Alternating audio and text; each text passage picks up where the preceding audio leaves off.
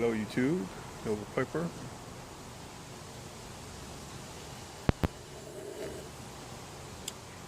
Coffee. And a pipe. This is a VR for the Peachies. 4 million sub giveaway. I don't usually enter VRs. I think it's like the third one I've ever done. But just because it's you guys, I think you deserve it.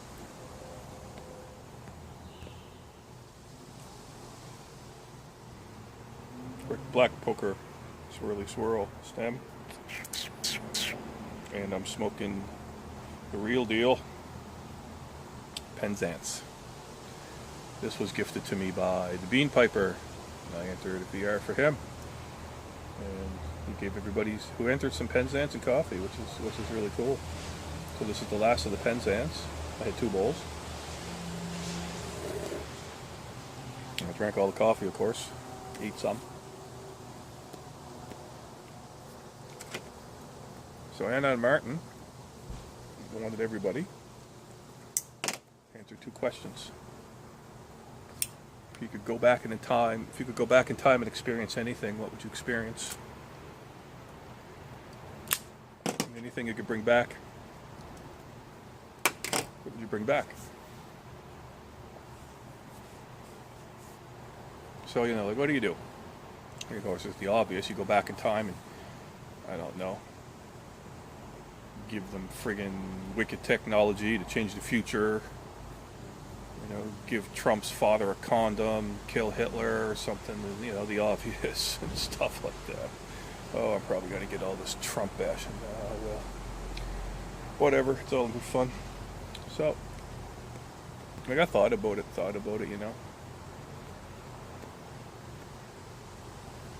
of the things was way up there was, go see Zeppelin in 1974.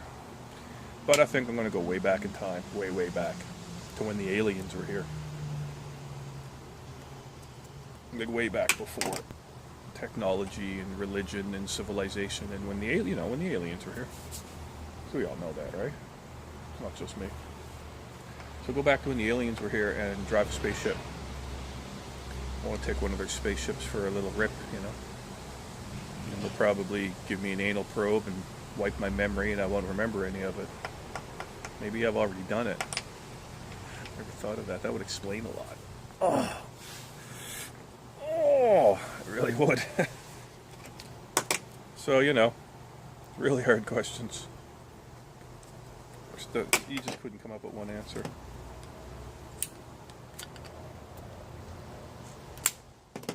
But I know what I'd bring back.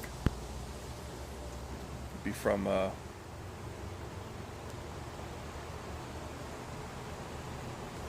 UK. There's some stuff I'd bring back. Probably go back to like the late 60s, early 70s. Maybe a bit earlier than that. Need to check the exact era.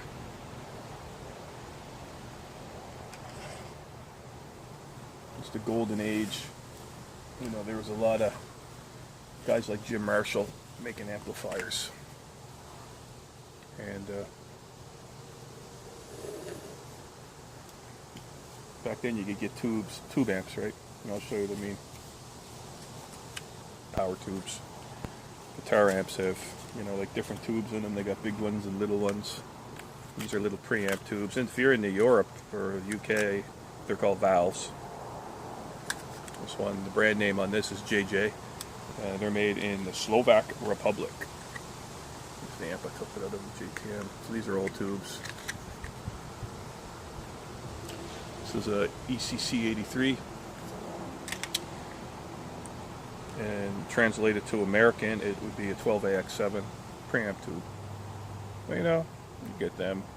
They kind of affect your first one, usually affects your gain, and then depending on how many you got, 1 gain stage, 2 gain stage, phase inverter, things like that. Usually got 3 or 4 of these, maybe more. They're used for different purposes. They help shape your sound, but these are the bad boys here. This is also made by JJ. It's called an E34L, they call it, which is an EL34. The American equivalent is a 6CA7. EL34s.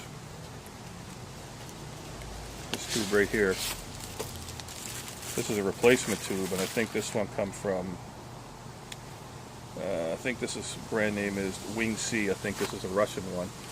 This is a power tube. They come in pairs. You get two of them.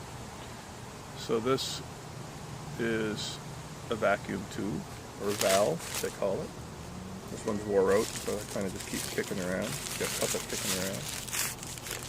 And different brands really affect the sound of your amp big time.